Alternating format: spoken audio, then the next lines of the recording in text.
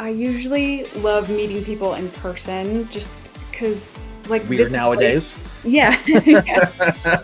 But it gives you more of the full picture of Yeah. how they're feeling about their business, how they're presenting themselves about it.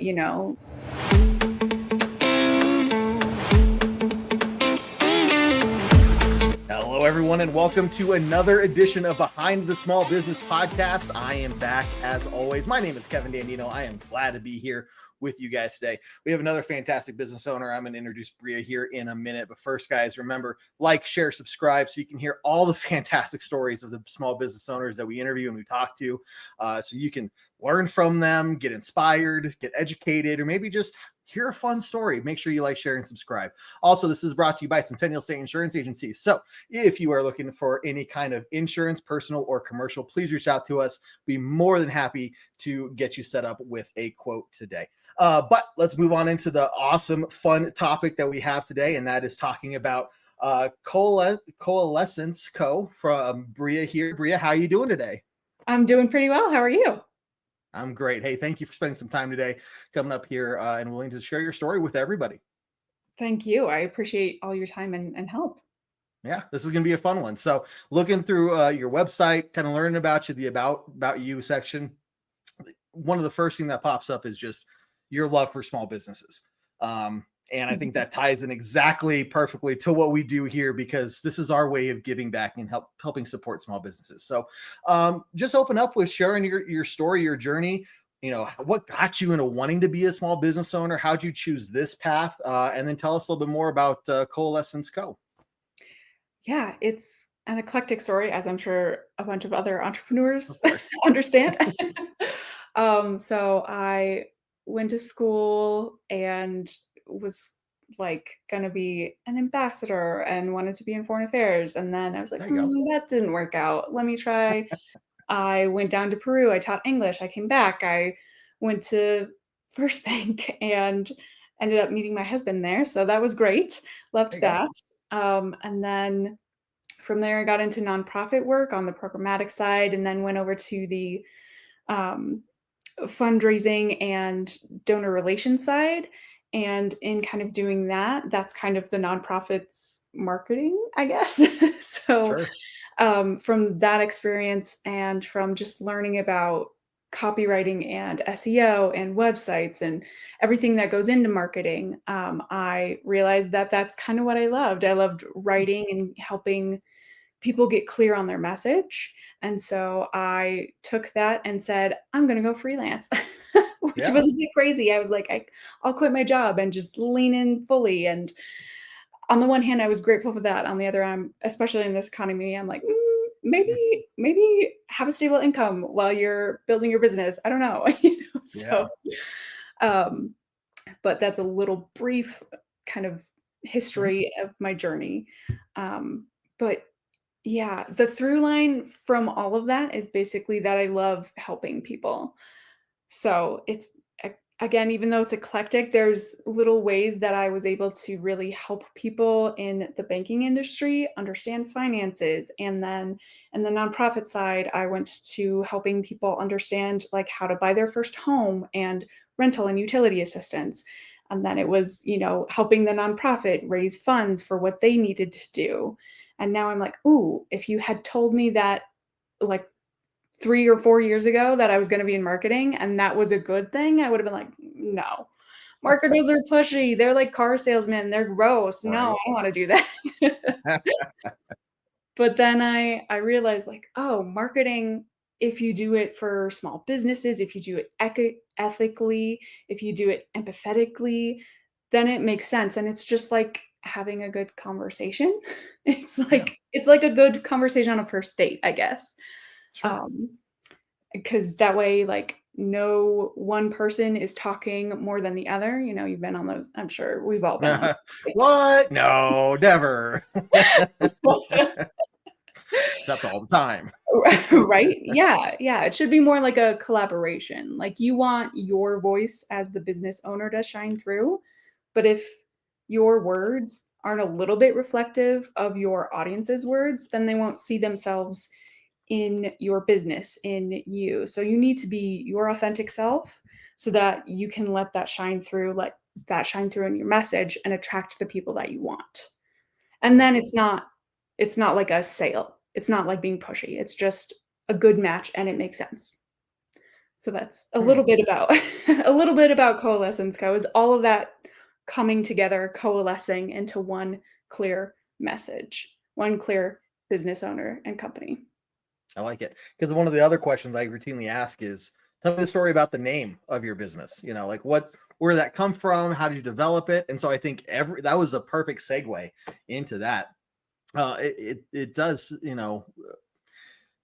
presenting that message of coalescence and here's all the things I can do, but it's under this umbrella of me. I'm running the show. I'm here to help you. Right. So, I mean, anything else that went into the name there, just because it's a fun topic, but I mean, that I like where you went with that. So, Yeah, thank you. Yeah, it was so hard coming up with the name originally. I mean, and this is a DBA name, to be honest. okay. My original is just like Bria Hutchinson Copywriting LLC. Yeah. So I'm like, "Oh, that's so boring." So so I was talking about it with my other copywriting friends, and she is so great. Her name is Meredith Segara. Shout out to her. Her name is Good Friend Creative, and I just Okay. love that. It made sense because she's like, Yeah. I'm the community I want to build around it. And I was like, oh yeah, that's so inspiring. And so I was like, I need a new name. So I decided with like Coalescence Co. after going through a bunch of different names that I was like, oh, does it reflect everything that I'm trying to say in one simple, clear message? Yeah. And so I went with Coalescence Co. I had to spell it wrong. Um, when I looked I up the did look at that a couple times. Like, am I typing it right? Okay, I am. Okay, good. yeah, yeah, yeah, it's with 2 S's, instead of 2 C's in coalescence, or 3 C's, I guess. Right. Um, and that's because, well, 1, I looked up the domain name for, like, Coalescence and Coalescence Co. spelled Yeah. No. correctly, and there's a ton of other companies, so I was like, I love this name, but how do I still stand out?" So I went with Coalescence with spelled Coalessence, because it's everything coalescing together, but it's also the essence of your business is you.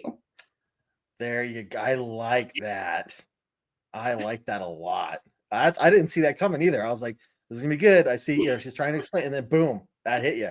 Nice. Now I see it. That's it's really cool. Thank you, thank you. I go back and forth sometimes, I'm like, "Oh, does this only work in my head? I don't know?" So I'm glad Right. to hear someone No. else said it's great. Well, it goes back to you're talking about business owners and you talking to them about wanting to put their face out, be authentic to themselves, get who they are out there. It's not just the billboard in front of your company or you the sign over your business, right? And business owners do tend to take a lot of time developing their business name because they want it to be reflective of themselves. But then it seems that once they get into the meat and potatoes of the business, running it day in and day out, and all the things that go into that, they kind of lose that a little bit. They get stuck down, they get bogged down behind the desk, filling out all the paperwork, paying all the bills, and nobody really gets to see the business owner out there, interacting with people, telling their story, just kind of putting the face to the name. So, what have you done? You talked about that, in how you approach your clients. So, what do you do to kind of help bring that out? In them, is it just like through their website, through social media, or kind of what other things do you do to help them kind of bust out behind the desk to get in front of people? Yeah, that's a great question. So, I usually love meeting people in person just because, like, Weird this is really nowadays. yeah, yeah, um, but it gives you more of the full picture of Yeah, how they're feeling about their business, how they're presenting themselves about it, like, are they a little bit nervous about this? I know that I got into this business because of marketing, but I also know that the majority of people did not get into their businesses for the marketing side. yeah, They want the operation side. That's what they wanna focus on, the product or service that they provide. And that is amazing. But there's other stuff too. And the marketing helps you get visible and helps you actually get your clients. So it's Yeah. very essential. It's just that I know that a bunch of people were like me, like that I was like 3 or 4 years ago, where it's like, "Marketing is gross, I don't wanna do that." So, I like to kind of just let people know, like, "It's okay, that's why I'm here, I'm kind of like your friend," you know? Right. And what I've noticed with women the majority of time, men a little bit of the time, is that it's really easy to hype someone else up, hype your friends up, and be like, Yeah. "Look, this is what my friend is doing. She's so amazing. Go buy her stuff." But when it comes to ourselves, it's like, "Oh, no, I have to be humble and stuff." Hmm. And so I'm like, Yeah. "Well, I totally get that 'cause I've I'm been the same working way. through that too."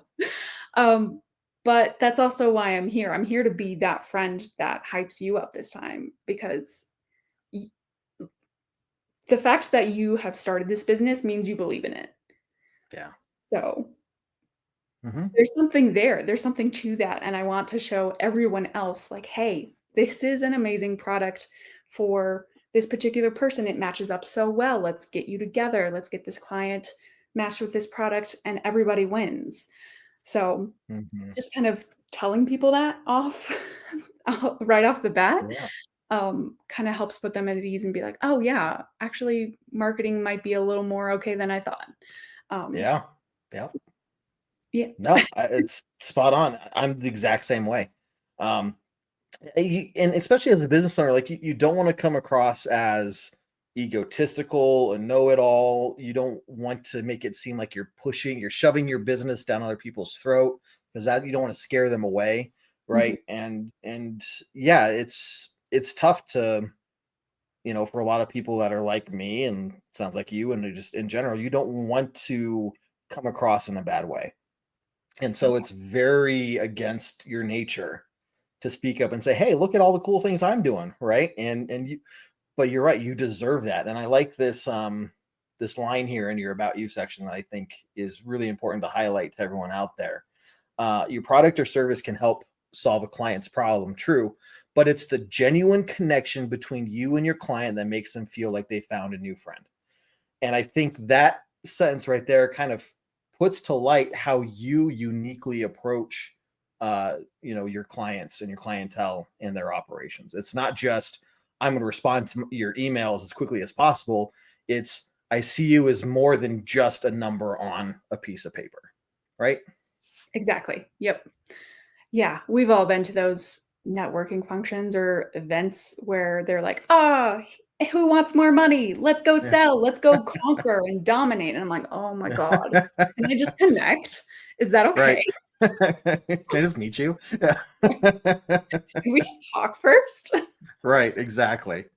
Well, and for people looking for any kind of virtual assistant or finance assistant or anything like that, I mean, how many times would you call somebody and before they even get to know you, they're telling you about here's our pricing and here's all the awesome things that we can do for you. And it's like, you don't even know what I do yet. You don't even know all the any of the ins and outs of my business. How can you tell me that these are options that I should pursue or even think about when you don't know what you're trying to sell me and if it's going to fit or not, right? Right. So you gotta learn about the people first. You got to learn about the business owner and the business first before you move Mhm. Yes. Yes. Please do that. Um, on.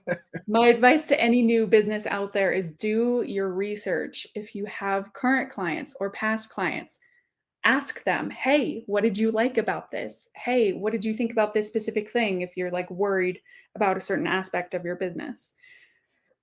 In my line of work, copywriting and making the message clear, you have to have data to back up what you're Mm, doing, otherwise you will miss the mark. mhm, So, what I usually do with a new client, if I'm writing, like, a blog piece, I will go in and do a little bit of market research. I'm kind of old school. I like to go on Facebook groups yeah, and yeah, and search for terms, like, if I'm doing a foodie blog. So say I'm looking up a brownie recipe. Maybe I'll go on into some Facebook groups that are like specific to brownie recipes or foodie groups. And I'll say, okay, I'll search for comments with like brownies or, hey, who has the best not boxed brownie recipe? Think of like Yeah. keywords and then search that, write down all the comments possible that I can, and then look for patterns. Look for linguistic patterns that people use, like, ooh, gooey. Ooh, I want really dark That's a good chocolate. one. Oh, I want crispy outside, chewy inside. And then I gather all that and I'm like, okay, so I need to use these words somewhere in there. Make sure Mhm. that it's blending with the owner's voice as well. And then that way people are like, ooh, what's the best gooey brownie recipe? And then since I've used that word organically, not just like Mhm. gooey, gooey, gooey, gooey. Don't do that. But when it makes sense to, use those words, and Exactly. then it'll pop up, your blog article will pop up when people use that search term, and then they'll go Yeah. to you. They may not do anything with that the first time, but if your articles keep popping up for them, they'll be like, "Oh, this is a company that I've seen previously, I'm starting to get familiar with, starting to kind of build trust because you're presenting value already, and they haven't even Mhm. had to buy anything or do anything for you." And then they build inherent trust in you and then come back when they really want something and then they're warmed up and then they're like, "Oh, I might try this product that you offer." Or I Mhm. might sign up for your email list or whatever. So, Right. that's Yeah, all. yeah, but building trust, you're right, and it goes back to what I was saying, right? Why are you selling me this thing when you know nothing about me versus what you're saying? Hey, okay, you're interested. Let me compile some data for you. Let me get some information together for you. Let me show you a preview of kind of how I approach things and show you that I'm invested in you and your business, beyond just the numbers on my spreadsheet. And then you can make a decision. And to me, if I'm a business owner and I'm looking at, okay, somebody who's taken the time without me paying anything yet to show me what they're capable of, that's way different than me calling somebody up and them yammering at me, selling me, they're doing their sales pitch. And okay, I'm just going to hang up. You're wasting my time. Two different things. So Mhm. I personally, I think your approach is something that adds very unique and just an individual touch to it. So I think it's really fun to talk about. Thank you. Um, I do want to swap a little bit though. And before the show, we were talking about, you've been running your business here for about a solid year and a half, I think you said. Mhm. Um, and you also mentioned taking that leap of moving away from a secure every week paycheck to starting this new journey. And it's something that every single business owner, 99.9% of business owners deal with, except for the ones that find instant success on day one, which are unicorns. Um, but so walk me through that a little bit more. And I want to hear that, what allowed you to kind of push you over the edge and take that jump amidst all your concerns and fears that anybody else is dealing with. Yeah, well, I mean, even just a year ago, it was a vastly different economic landscape Hmm. and different Yeah. financial situation. So, I did have a bit of a safety net to fall back on, which I'm so glad to have had. I don't know that I would have done it had I not had that safety net. I would have tried to build that up a bit more and kind of gradually build the business up as well. Hmm. Um, so I think, I mean, like we said, a paycheck is great, Yeah. especially in these times. Yep. Yep. So, I feel like I was a bit crazy to just be like, "And we're done, and we're doing this." I think anybody could say the same thing looking back.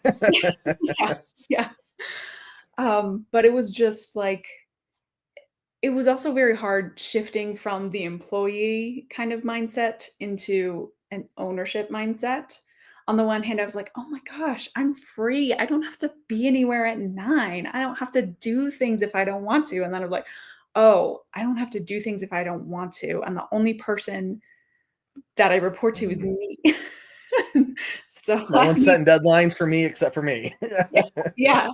Yeah, and I'm like, "Ooh, I need to get it together." So I've definitely had, like, great times. It comes and goes in waves, right? Like, great times of, like, "I'm on top of it, I got this," and then I'm like, w one little thing, and I'm like, "Oh, I don't have to do that until tomorrow," and then it kind of dips a little bit, and then I'm like, "Oh, I need to get it together again."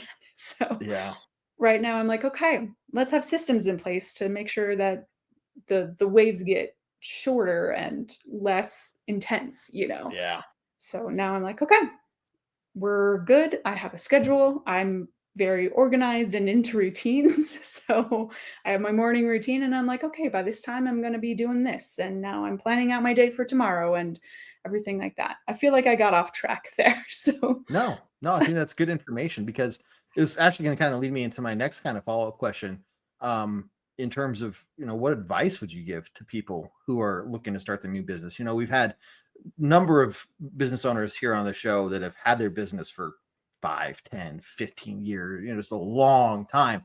So it's always really cool and unique to get to talk to somebody who is either literally starting their business as we're talking or is just really closely removed from that initial start date. So you're kind of in the mix there of like, I've just started and I'm trying to figure things out, right? So what other advice would you give to people out there kind of in your position or looking to start their own business? well, like I said earlier, and especially in this economy, definitely don't quit a stable paycheck if you can help it.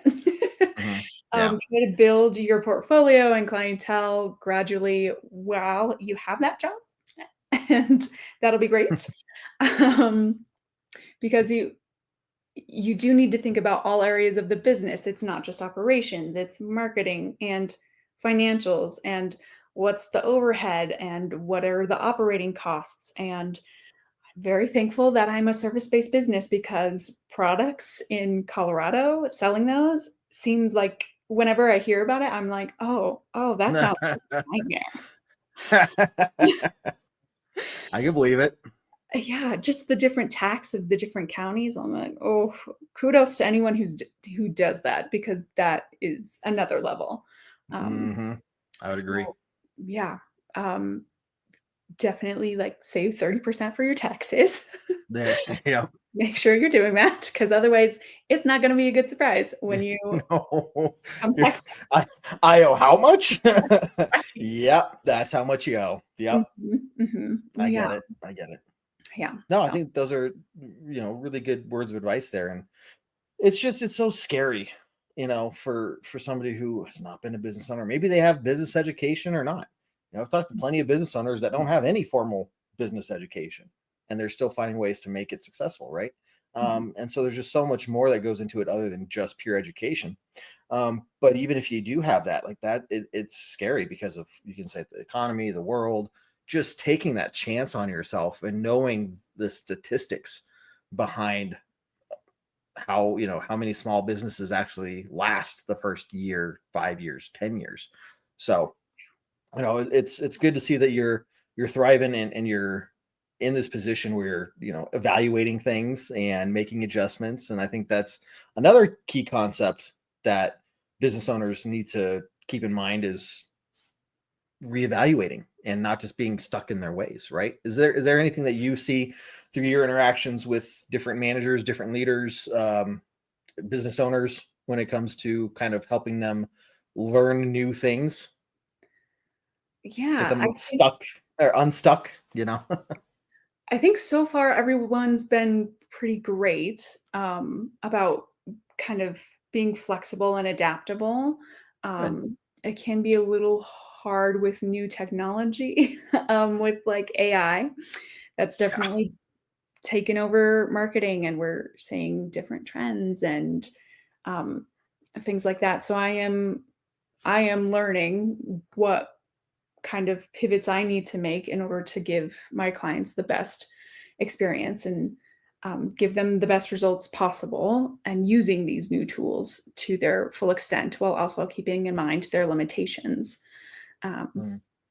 so, yeah, but so far everyone's been pretty receptive.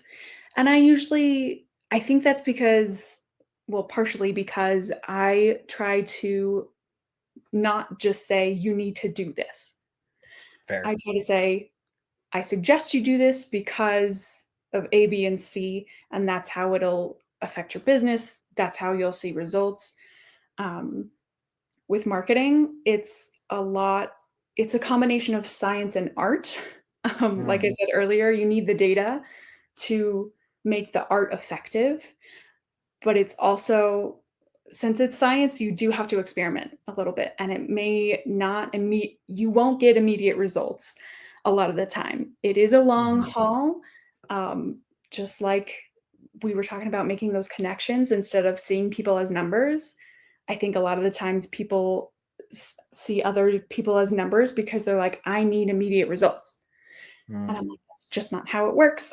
So you need Yeah. to build and forge connections and cultivate them and make sure you're keeping up with people. And it's kind of the same thing with your marketing, SEO and generative engine optimization, which is GEO, kind of the new SEO, Yeah. is Okay. lots of acronyms. Yeah. Yeah. Jeez. But that stuff takes time, minimum 3 Yeah. months, more Okay. like 6 months or a year. So you do have to be patient and you do have to stick with it. Because if you start an action and then you stop it because you're not getting immediate results, of course you won't ever get results. But like Yeah. every action every day compounds. And so you do need to trust the process a little bit. I think I saw in a recent webinar, I believe it was from SimilarWeb, they cited that basically, like, if you start a new website and you're using SEO best practices, you still won't show up and rank high in the first page of Google for your first year. Mhm. So it's tough. It's a long haul. I know that's not what anyone wants to hear, but Right. that's you got to stick with it and then you will see those results eventually as long as you keep going. Right. That's And huge. still you do have to adapt to those trends, right? So Mm. find out what's working and what's not. As soon as it's like as soon as you figure out a trend, the next trend is already here. Like that's how I see the world. Like, okay, I figured it out. What do you mean you've already moved? Right. I Yeah, got the cool new toy. Oh, that's not cool anymore. Oh, okay. Well, yeah, yeah. I will say for those who know SEO, continue to do SEO because the core essentials of those practices are still relevant. You just need to add on to things a little bit in order to get into that AI overview, to yeah, get into like Chat GPT. So continue with the SEO, but also do other things too. yeah. No, you got to cast a wide net. You Mhm. can't just focus on one area and expect it to fix all your problems. Yep, totally Exactly. agree with that. One of the last things I wanted to bring up, and I think it highlights that any business owner of any size can give back in a unique way to their community and be involved in their community. You don't have to be a business with 15, 20 employees, right? You can be owner operated and single employee kind of business like yours. And I think we were talking before the show about a couple of the things that you're doing and maybe even a shout out you wanted to give. But yeah, so how do you approach community involvement in even just the minor ways, right? I mean, just what do you do? Yeah, so I wanted to give a shout out to the Northern Colorado Women's Chamber of Commerce, NOCO Women's Chamber of Commerce for short, because they were amazing and I helped them build their website and they just launched back in September and already have I think over 50 members. So they're going for 100 by their first anniversary and they all are amazing. Linda Delano is the president and she works so hard to get everyone connected and joined and it's amazing. So check them out, nocowomenschamber.com. I still currently work with them on website updates and things like that. And I love to go to events up north. I'm more down south, but they luckily took a chance on me with bringing me in. Most of their events are in Westminster, and I just love to help in whatever way I can.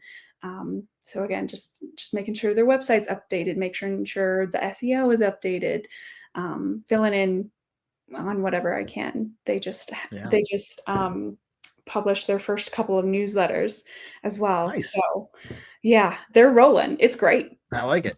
Yeah. But I think that highlights, like you don't have to go out there and donate $20,000 to some cause to be interactive and impactful to your community.